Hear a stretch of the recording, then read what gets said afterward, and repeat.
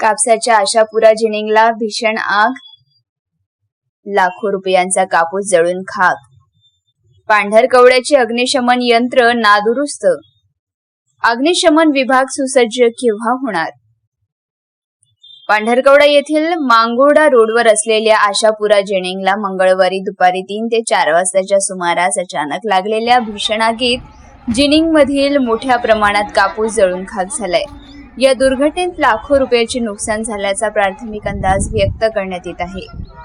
Ashapura ginning मध्ये सध्या मोठ्या प्रमाणात कापूस खरेदी करून साठवण्यात आला आहे.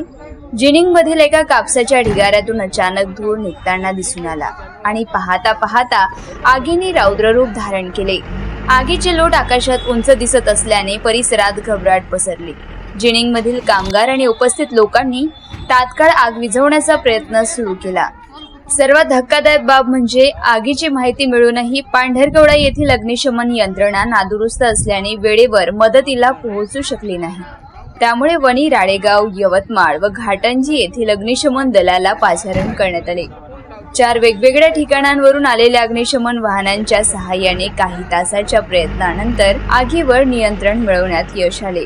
पांढरकवडा येथे मोठी बाजारपेठ आणि अनेक जिनिंग आहेत, तरीही येथील अग्निशमन यंत्रणा नादुरुस्त असल्याने पांढरकवड्याचे अग्निशमन विभाग सुसज्ज केव्हा होणार, असा संतप्त सवाल नागरिक आणि व्यापारी करत आहे. वेळेवर आग विझवता न आल्याने लाखो रुपयांचे नुकसान झाले.